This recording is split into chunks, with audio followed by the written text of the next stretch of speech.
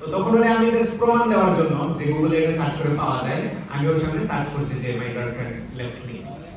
আপনারা কোনো আইডিয়া করতে পারবেন যে কি ধরনের রেজাল্ট আসছে? অনেকে আপনারাও মনে করতে পারেন যে কেমন একটা ফানি ব্যাপার ছিল, বাট না, আপনি এই ধরনের সার্চ করলেও গুগল আপনাকে সলিউশন দিতে পারবে। অনেকগুলো আর্টিকেল আসছে, তো একটা পার্টিকুলার আর্টিকেল আমি ওকে ওপেন করে দেখাইলাম যেখানে সলিউশন আছে যে ওকে আপনার গার্লফ্রেন্ড চলে গেছে, মানে আপনি অনেক স্যাড, তাহলে আপনি এই স্যাডনেস থেকে কিভাবে বের হয়ে আসবেন সেটা টিপস এন্ড ট্রিক্স ওখানে শেয়ার করা হয়েছে। এটা একটা। সেকেন্ড ছিল ওকে আপনার একটা গার্লফ্রেন্ড চলে গেছে, তার মানে এখন আপনার আরেকটা গার্লফ্রেন্ড লাগবে। সো কোথায় গেলে গার্লফ্রেন্ড খুঁজে পাওয়া যায় ওই ধরনের ওয়েবসাইট তারা সাজেস্ট করছে। ফাইনালি সাজেস্ট করছে যে আপনি যদি আপনার গার্লফ্রেন্ডকে পুরনো গার্লফ্রেন্ডকে ফেরত দিতে চান তাহলে কি কি করতে পারেন।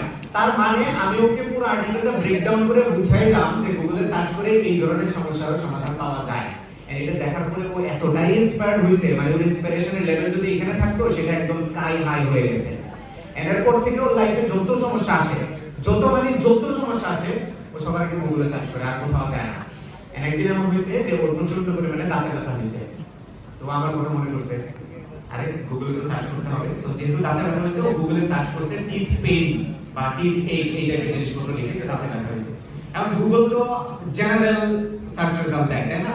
তো ওখানে সে একটা আর্টিকেল পড়তেছে, ও আবার ইংরেজি তত বেশি ভালো ছিল না, সে ওইটাকে ট্রান্সলেট করছে গুগল ট্রান্সলেটরে। আর আপনারা যদি জানেন কেউ, কারণ যদি এক্সপিরিয়েন্স থাকে, আমি 2011-12 সালের কথা বলছি, তখন গুগলের ট্রান্সলেটর খুবই বাজে রকমের ছিল।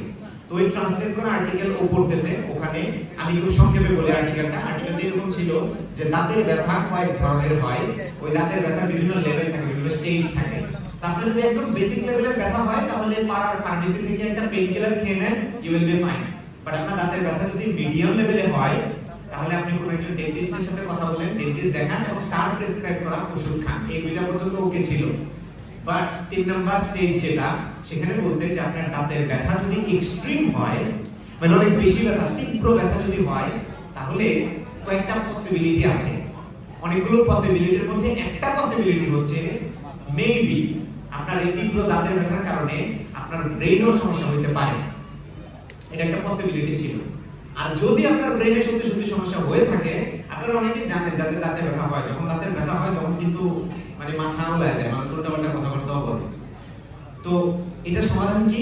সমাধান হিসেবে ট্রিটমেন্টের মধ্যে লিখছে আপনার দাঁতের ব্যথা যদি এক্সট্রিম হয়, देयर इज এ পসিবিলিটি আপনার ব্রেইনে সমস্যা হইছে এবং আপনার ব্রেইনে সার্জারিও করা লাগতে পারে।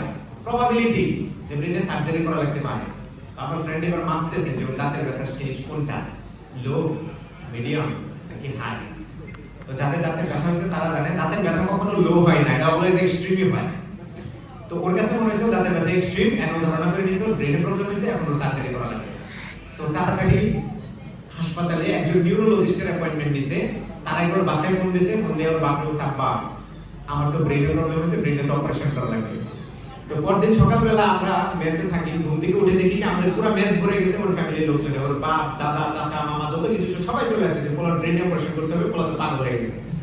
তো ল্যাবে একজন নিউরোলজিস্টের অ্যাপয়েন্টমেন্ট নিয়ে ওকে দেখাতে গেলাম। যাওয়ার পর আমরাও কয়েকজন সাথে গেছি।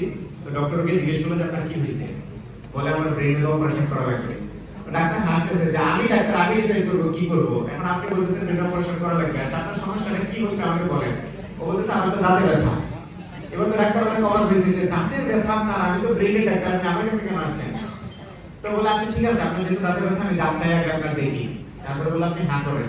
ডাক্তার লাইট দিয়ে ওর দাঁত দেখতেছে। কিছুক্ষণ দেখার পর ডাক্তার বললো যে আপনার আঙ্কেল দাঁত উঠতেছে।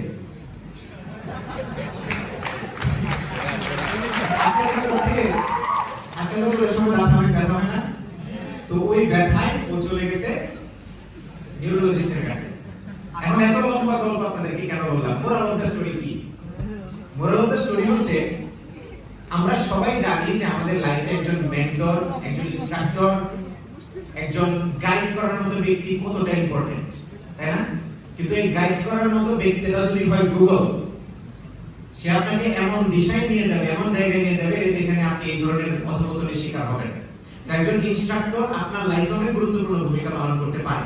আমি বিশ্বাস করি আপনারা এখানে যারা আছেন, যারা আজকে অ্যাওয়ার্ড নিচ্ছেন, যারা স্কিলগুলো অর্জন করেছেন, আইফিক্স মাস্টারের পক্ষ থেকে আপনারা বেস্ট ইনস্ট্রাক্টর পেয়েছেন। যে মেন্টরদেরকে পেয়েছেন তারা আপনাদেরকে প্রপারলি গাইড করতে পেরেছে এবং এরকম দাঁতের ব্যথা নিয়ে নিউরোলজিস্টের কাছে আপনাদেরকে পাঠাবে না, আমি 100% শিওর। সো আপনারা সবসময় চেষ্টা করবেন আপনাদের ইনস্ট্রাক্টরদেরকে ফলো করা, ইনস্ট্রাক্টরদের গাইডলাইনগুলো ফলো করা, এবং সবচেয়ে বড় যে বিষয়টা আপনাদের মানতে হবে, যেটা ফলো করতে হবে, যেটা আমি আমার লাইফে লার্নিং থেকে বলছি, সেটা হচ্ছে নেভার স্টপ লার্নিং। আপনি কখনোই শিখা বন্ধ করেন না। আমরা একটা জিনিস সবসময় করি, আমি নিজেও এটা করি এবং হিউম্যান নেচার এটা, আমরা যখন সাকসেসফুল হই we take our success for granted. মানে সফল হওয়ার পরে আমরা মনে করি আমি সাকসেসফুল হয়ে গেছি, আর কিছু করা লাগবে না। আমি আমাদের পার্শ্ববর্তী দেশের একজন জনপ্রিয় স্টার আছেন শাহরুখ খান, ওনার একটা ডায়লগ আমার খুব পছন্দ হয়েছে, যেটা আমি আপনাদের সাথে শেয়ার করতে চাই। একটা ইন্টারভিউতে শাহরুখ খানকে জিজ্ঞেস করা হয়েছিল যে আপনি যে এত সফল হয়েছেন কিভাবে হয়েছেন, উনি বলছিল যে আমি